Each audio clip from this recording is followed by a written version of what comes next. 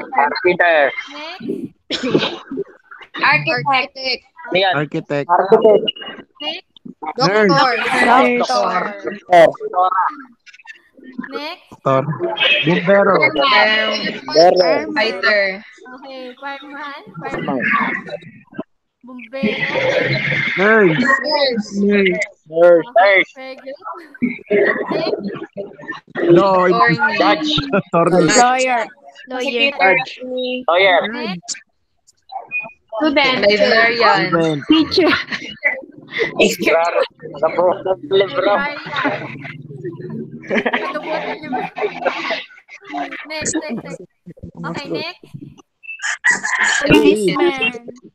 Okay. Very good, children. Barile. Teacher. Attorney. Teacher. Okay, Teacher. lawyer. Next. Law. Newscaster. Reporter. Reporter. Next. Yakib. Reporter. Sundalo. Soldier. Army. Tora ng aso. Nag-aalaga ng aso. Doktor ng ano. Nag-alaga daw ng ano. Doktor ng kabayo. Pasaway. Next. Pausa pala yun. Teacher. Guro. Teacher. Okay na. Teacher. Off na yung microphone. Wala na lang sabi niyo. Off na yung microphone. Okay. So those are what we call community helper or community development worker. Bakit po kaya tinawag po silang community development worker? Again, bakit po kaya tinawag silang community development worker? So since kilala nyo silang lahat so bakit sila na tinatawag na ganon? You can raise your hand or you can use the chat box to answer my question. Yes, Nolasco.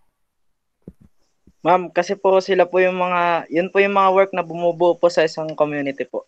Okay, exactly. So those are the works that makes up the society. What else, Disagun? Sabi na po. So same lang ng sinabi ni Nolasco. How about Erin? Ako rin po, may isa pa po ako. Sige, may isa pa daw siya. John Paul. Ma'am, kasi po sila po yung nakakatulong para mas gumanda pa po yung community po. Okay, so sila yung tumutulong sa atin para mas mapaganda pa yung community na meron tayo. Yes, very good. How about Erin, Ambat? Same lang po. They make up the community. Okay, they mix up the community. How about Huawei Marasigan? Huawei Marasigan. Sila po yung nagtatrabaho po para kumita po yung community. Okay, so sila po yung tumatrabaho para kumita ang isang community or para mas mapaunlad ang isang community. So, very good po yung inyong sinabi. Next. So, community development worker often act as a link between communities and range of other local community and voluntary sector provided such as the police, social works, and teacher. That's why yung ating activity nung week 5 is who am I after 10 years? So, sino na po kayo? Ano na yung napundar nyo? Ano na yung na-earn nyo? Maring police na kayo, doctor na kayo, or engineer, or lawyer, etc., etc. And matatawag din kayong community development worker. Now, what is the importance of community development workers? So, tulad ng sinabi nyo, without them, hindi mapapaunlad, or there's no enhancement, or there's no progress in the community if there's no community development worker. Now, do you consider yourself, even though you are just a student, as a community development worker? In Tagalog po, makukonsider niyo po ba ang inyong sarili, kahit kayo estudyante pa lamang, kahit kayo ay bata pa lang, as community development worker? Yes or no? Why and why not? You can raise your hand po.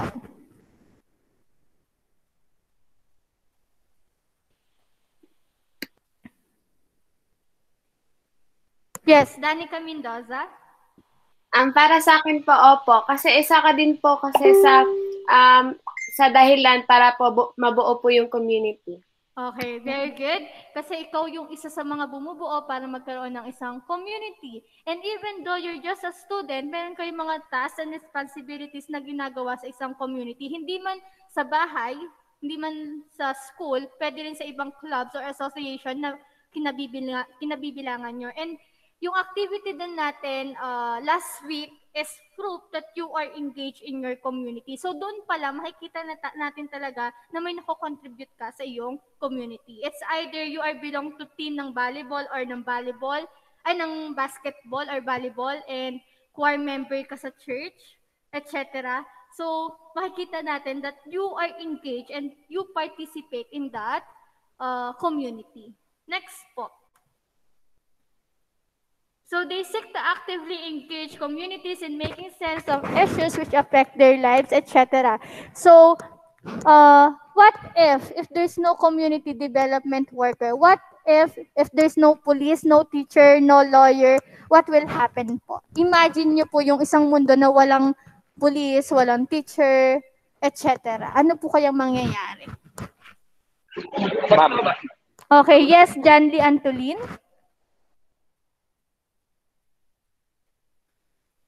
John Lee Antolin. magulo ma'am. Okay, so magulo. Kumbaga, if there's no rules and regulation, everything will be in chaos also. What else? Meron pa po ba? Yung kaninang tumaas ng kamay? You can raise your hand also na wala siya. What else? What happen if there's no community development worker po? Yung nag-raise hand po, pakitaas po no, yes. Rotairo. There is no improvement po sa isang community. Okay, so taliwas siya sa naging sinabi nyo kanina ng importance saka sa kung wala. So there's no enhancement or there's no progress in the community. So very good, Rotairo. What else? Wawi Marasikan? Ma'am, parang walang kwenta yung isang community pag walang. Okay, so parang walang kwenta yung isang community kasi yung mga association po kasi, yung mga different institution na pinagtatrabahuhan ng mga community development worker, ang pinaka-backbone ng isang society. Kumbaga ito yung that makes up the society. If there's no imposition or people in position, magiging magulo. Like kung walang police, kung walang teacher, kung walang doktor, and also those community development workers serve as our inspiration kung ano tayo paglaki. Kaya nga nung bata pa tayo, ang alam natin kasi nung bata pa lang tayo, yung mga common worker lang, like teacher, like doctor. Pag tinanong ka ng nanay mo, bakit teacher? Kasi gusto mong makatulong sa mga bata na matuto, ganyan. Bakit gusto mong mag-doktor? Kasi gusto mong matulungan yung may sakit. So yun yung mga simple nating sagutan nung mga bata pa lang tayo. Pero nung pinag-assignment ko kayo or sa activity nyo, so nakita ko doon kung ano yung mga gusto nyo after 10 years and then bakit yun yung napili nyo. Hindi na yung simpleng salita lang na nung bata kayo. Next, or simpleng reason nung bata pa kayo. Next po, a community development is as a process and as a product. So, binigay ko na itong PowerPoint last time. Ewan ko lang kung nabasa nyo.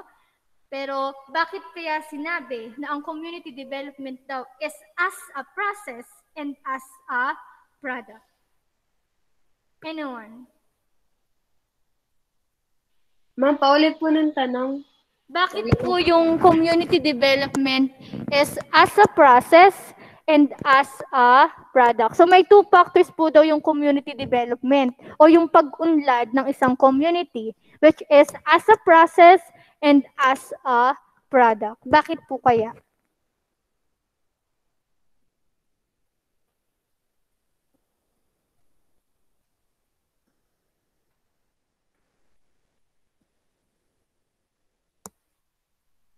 Bakit siya as a process? Bakit siya as a product? Yes, Nolasco. Ma'am, tingin ko po as a process po kasi po, tao po kasi akong gumagawa po na yung pagde-development po ng community. Tapos po yung as a product po, kasi po sa huli po, doon po magiging yung po yung magiging kalalabasan po nun para po, sabi mo. Very good, Nolasco. How about Marasigan?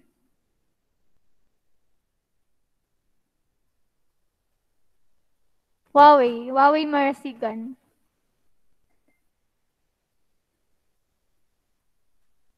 Ma'am, parang sa sa pag-process sa process po by year po, parang by year, nagpa-process po yung community. Umuunlad po by year. Then, pag as a product po, Hindi ko po alam sa product po. okay, so yung sinabi ni Marcican is as a process daw po. So palawakin natin yung sinabi na year by year daw ay may progress. So ibig sabihin po, yung development ng isang community ay hindi, pag sinabi mong, yan na agad, yan na yun, agad. Kumbaga, in process po lahat ng bagay. Kung gusto mo ng progress or kung gusto mo ng enhancement sa isang bagay or sa isang community, dapat may proseso siya. Step by step po ba siya? Kumbaga may stepping stones tayo. Kumbaga, kayo, gusto niyo maging doktor, pero hindi naman pwede sinabi niyo na gusto niyo maging doktor, doktor na agad kayo ngayon. Kasi nga, mahabang proseso siya. Just like in community development po. What else? May nagtaas ng kamay. Yes, yung babae, nawala yung raise niyang hand niya. Paki-raise po ng hand nung babae kanina na nagtaas ng kamay. Ayun, Jana Paula De Luna. Kung ano po as a process po, as a process po, dito po yung parang na-assess po yung problem po sa isang community. Tapos po as a product po, dito po makikita yung pag-work together po ng mga tao sa community para po ma-solusyonan yung problem na yon. Okay, exactly. That's the as a process and as a product. So, sa as a process, para siyang scientific method na ginagamit nyo or natutunan nyo during high school kayo. Which is, meron siyang observing muna, mag-observe muna, ano ba mga problema na meron tayo sa ating lugar, ganyan-ganyan. Hanggang sa nagpunta na kayo sa observation, gathering information, hypothesis, and then conclusion. So, as a process siya. And in terms of development nga, tulad ng sinabi ko kanina, tulad ng sinabi ni Marcigan, step by step siya, stepping stone siya. And then, pag sinabi naman natin as a product, dun na natin nakikita yung solusyon sa problema na nakita natin dun sa ating observation or na nag-gather nating information. And as a product, so dun nila ma-realize how important yung pagtutulungan sa isa't isa. How important solidarity is. So, yun yung pag sinabi natin, community development. So, it is the condition where the capacity of people are enhanced, thus allowing them to participate in collective action. So, yung community development po, hindi siya mag-work kung walang cooperation ang bawat isa. Kinakailangan you work interdependently so then yung progress na gusto mo sa isang community ay makita talaga. Next. So I have here pictures, then you're going to connect the different pictures and then guess what word po yung nakita nyo dito sa picture. First picture po. Pag sasama-samahin nyo lang siya, then anong word yung lalabas? Ganon. Ma'am, ano po yung nasa una? Ito siya po. English sa suklay. Ano yon? Brush. Bukod sa brush. Community? Suyod. Suyod. Humanization. Ano Suyod. Pero nagsabi ng Pangputo. sagot kasama. Suyod. Community. Okay, community. Next. Suyod-suyod ka dyan. English nga, pasaway. Next. Next po. Matanda. Lalaki. English nga, dyan din. Yes, Denise. Environment. Hindi, environment. Entrepreneur. Okay, tama ako. Engage. Engagement. Engagement next.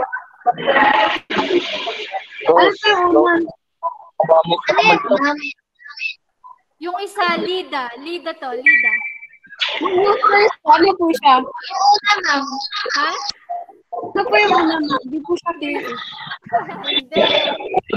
Hindi na nagbabasa ng PowerPoint natin. Ano to? Solidarity. Okay, next. Girl. Citizen. Citizen. Citizenship. Citizenship. Community, engagement, solidarity, and citizenship, yun yung ating pinaka-description ng YUM 007. So, for this discussion, di na natin sasabihin kung ano ba yung pinaka-meaning nung sa subject description nyo. Ano po? Close your microphones na. Close your microphones na. Antilin. Ayan. Minute na kita. Okay, next. So, community engagement. So, pag sinabi natin community engagement, it refers to the process of working collaboratively with and through groups of people affiliated by geographic proximity. So, tulad ng sinabi ko kanina, in terms of community action, we need to engage in our community.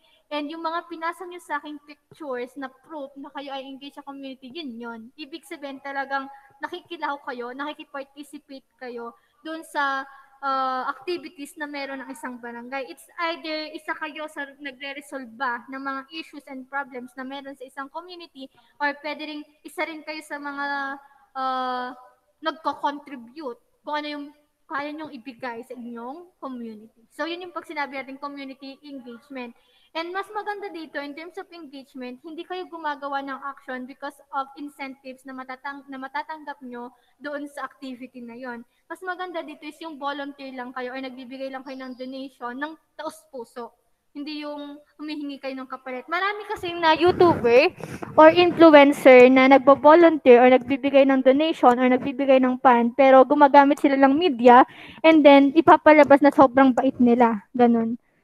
So, wag ganun po sana. Okay siya kung talagang taos-puso kayong taos-puso kayong nagbibigay ng walang camera. Ganun. Next.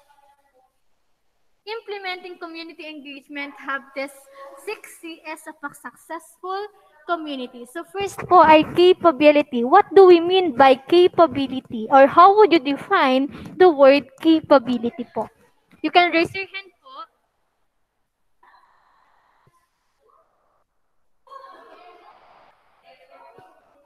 Yes, Jana Paula. Kakayahan po. Okay, kakayahan. What else? Very good po. Ang capabilities, kakayahan, ano pa? Elaborate niyo po yung answer po. Ability to do something po. Okay, ability to do something from the Webster or from the Google. Kung sinabi natin capability. So, power or ability to do something. And lahat po tayo, tulad ng sinabi ko sa inyo sa Con Arts, even though yung hindi tayo talented na pang-talentadong Pinoy, pero we have skills na natututunan natin or pwede nating matutunan. Pag sinabi natin capability, you are capable to do something na hindi ka lang nakatunganga sa isang pesto. You're not just an observer, but also as an active player as well. Ibig sabihin, kapag may discussion, kinakailangan makipag-communicate ka din or kinakailangan mag-share ka din ng ideas mo. In terms of planning, mga ganyan, pag may mga project, o kaya pag, even sa thesis, hindi pwedeng si leader lang o yung ibang ka-members mo lang yung nagda-dialogue or nag-share ng ideas. Dapat nagbibigay ka rin ng ideas po. Next is commitment. Ano pag sinabi natin commitment? Anyone?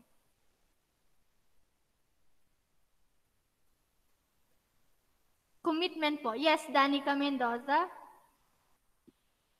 Obligasyon po ng isang tao na yung pinangako niya po sa Okay, so para kay Danica Mendoza, parang yung obligation mo, kung ano sinabi mo, dapat is gawin mo. Kumbaga parang sa isang relasyon, if you are committed to someone, dapat dun ka lang. Dapat loyal ka dun. Dapat faithful ka dun. Dapat dedicated ka sa kanya. Kung gusto mo talaga yung taong yon, hindi ka titigil hanggat hindi mo siya nakukuha. Pero in terms of love life naman, syempre, pag ayaw niya na talaga, edi bitawan mo. Pero in terms of to have a successful community, dapat dedicated ka doon sa ginagawa nyo. Even dun sa mga thesis na ginagawa nyo, dapat dedicated po kayo doon. How about contribution? Ano pag sinabi natin contribution? Nolasco. Ma'am, dulot po. kung ano po yung naibibigay nyo po sa isang community po. Okay, so pag sinabi natin contribution, very good na last ko, ito yung ambag natin as a person in your community. So, hindi siya pera-pera. Kumbaga sa thesis, hindi pwede nakapag-abot ka na ng pera, yun na yun. O ako na sa bahala sa printing, ako nang bahala sa papel, yun na yun, hindi. Pag sinabi po natin contribution, you do your tasks and responsibilities in that group. Hindi pwedeng pag nakapag-ambag ka na, nakapagbigay na ka na ng pera, tapos na yung obligasyon mo. Hindi po. Pag sinabi naman natin continuity, ano naman po yun? Continuity po. Continuity. How about continuity po? Yes, Ira? Ma'am, di ba po dun sa contribution po, yung mga parang naiaambag po natin, dun naman po sa continuity, di ba? Kasi po, dun po sa mga members po ng community, dun po sa mga nabibigay po nila, dapat po pang, hindi lang po yung isang tao yung nagawa, dapat po parang masya-share din po nila yung mga bagay na yun sa iba pa pong members ng community para pagpatuloy po yung process para ma-maintain po yung kaayusan po na sa community nila. Okay. Sabi ni Ira, it's all about sustain and to maintain the successful community. Kumbaga, sa madaling salita, kinakailangan ay consistent. Hindi dapat may continuous action siya. Hindi pwedeng sa una lang okay, tapos pag mandang gitna na, katapusan na, wala na. Kumbaga, sa una, parang excited ka pa Excited ka pa na mag-share ng ideas mo, excited ka pa na mag-contribute, excited ka pa na gawin yung task mo, yung responsibilities mo. Pero at the middle of the work, wala na. So, kinakailangan po, continuous siya. Hindi siya yung pag nanligaw ka, tapos sinagot ka na, yun na yun. Tapos pag kayo na, pinapakita mo yung tunay mong kulay pala. Iba ka pala talaga. Ganun. So, dapat continuous. Consistent po. Next, collaboration. How about collaboration?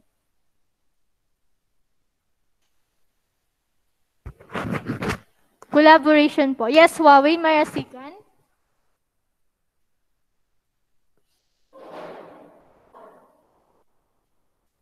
Pag pagsasama or pagtutulungan po. Okay. So, sa madaling salita, ito yung sinasabi natin na you must work interdependently. You must cooperate to one another. There's a mutual support. Hindi pwedeng pataasan kayo or gusto nyo lagi nakakalamang kayo sa kapwa-tao nyo. So, pag sinabi natin collaboration, yes, Nolasco?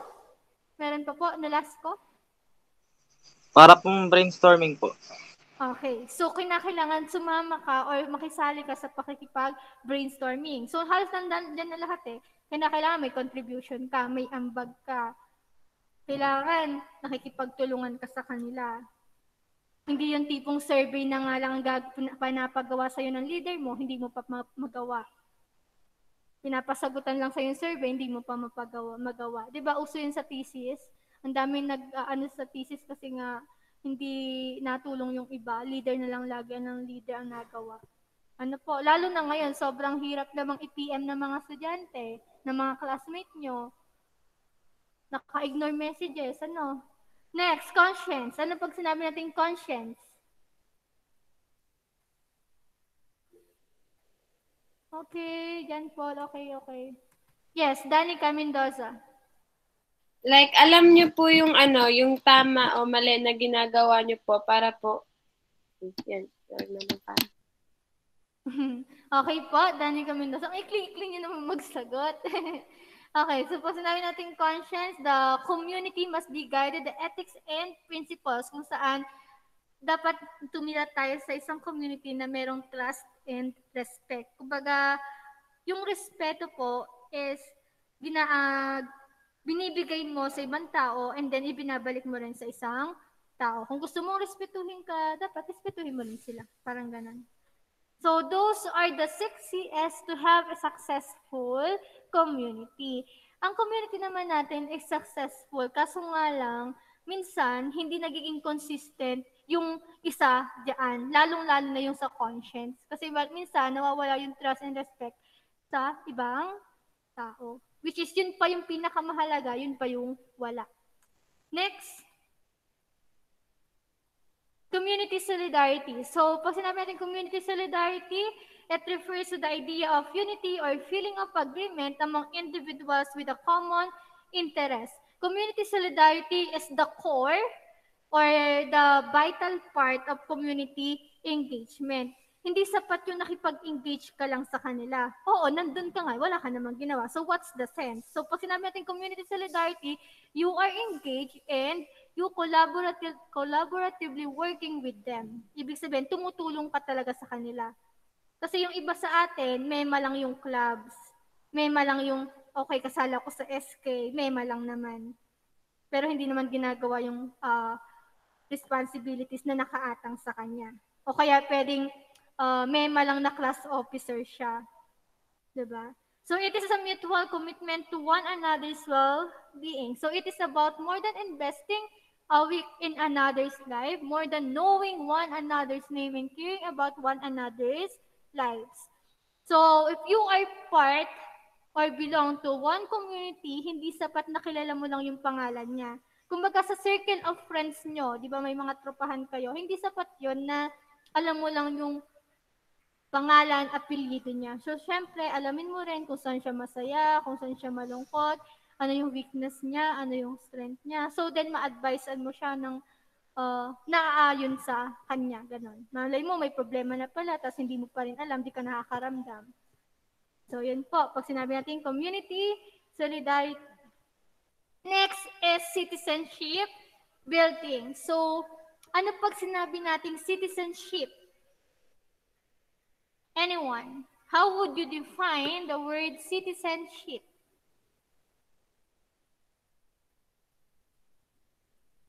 Pag medyo mabilis sabihin nyo ha, kasi mahaba yung topic natin kasi hindi tayo nakapag-discuss last time. So hinahabol ko lang yung oras din para hindi tayo masyadong kumain sa load.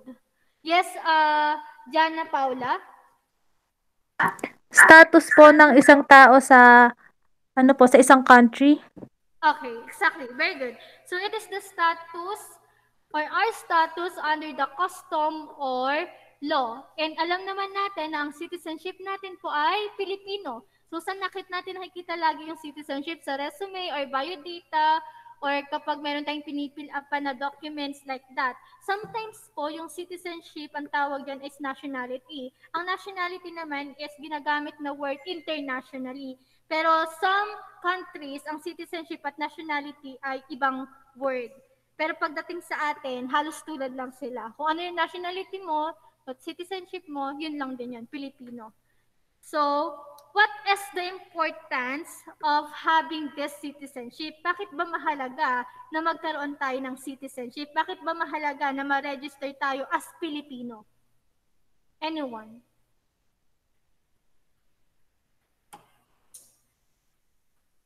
What is the importance of citizenship? Or bakit mahalaga na naka-register tayo as Pilipino? Pag mabilis sabihin nyo ulitin natin. Ano pa? Ano po? What is the importance of citizenship?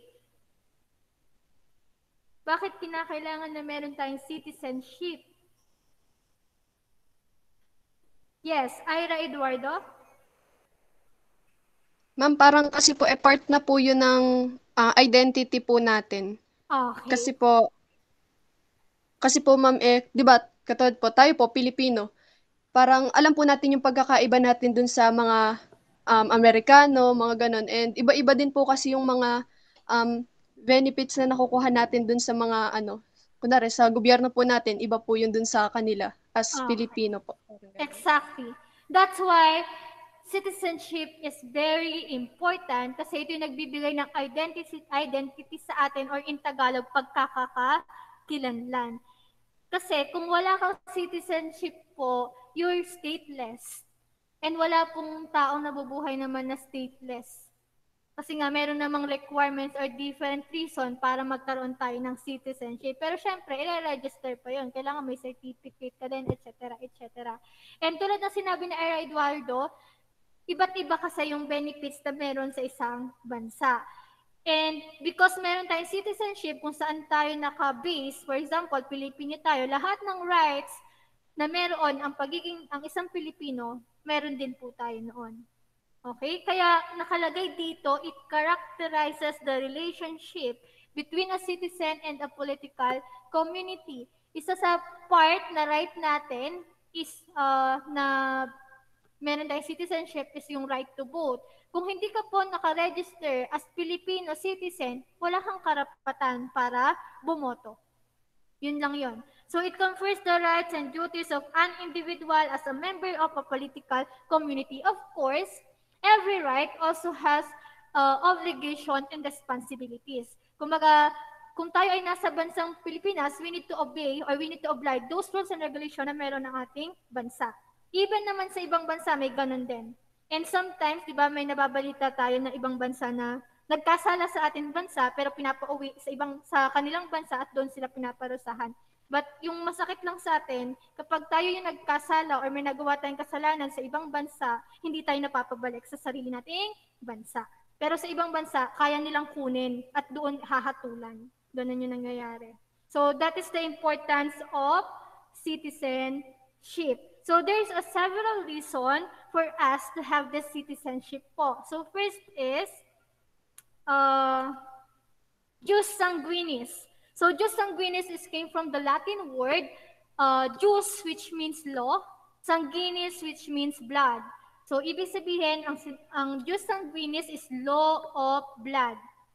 So parents are citizens. So sa ating bansa, pag ang nanay natin or ang tatay natin ay Pilipino at may dugong Pilipino, automatic po tayo ay Filipino citizen. Yun po pag sinabi natin jus sanguinis. So naka-relay or naka-depende sa dugo or sa lahi mismo ng parents natin.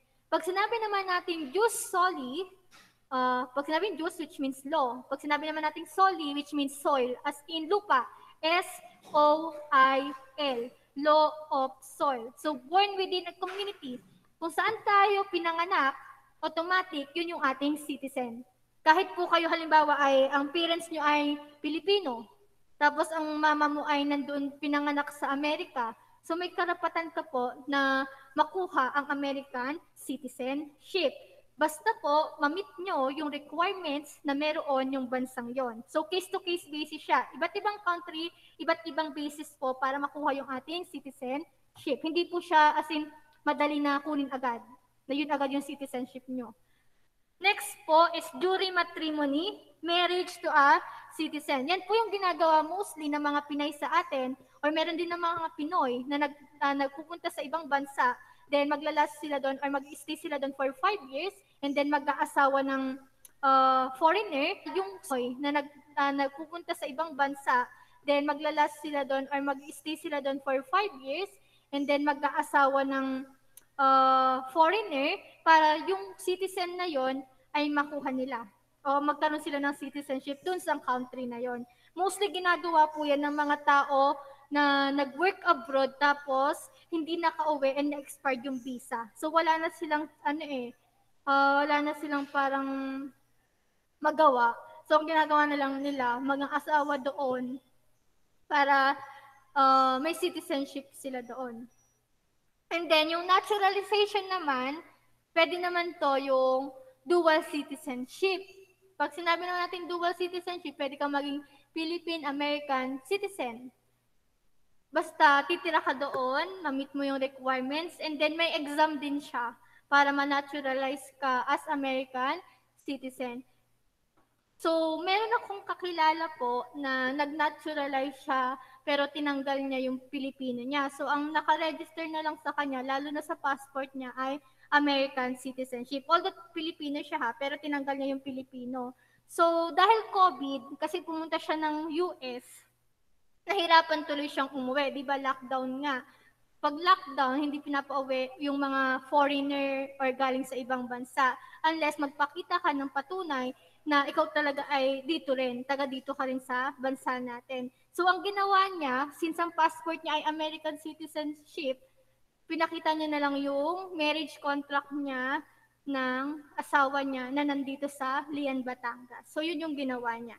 So, kung kayo po ay magpapanaturalize, sana naman, dual citizenship na lang kasi naman tanggalin niyo yung isa niyong citizenship.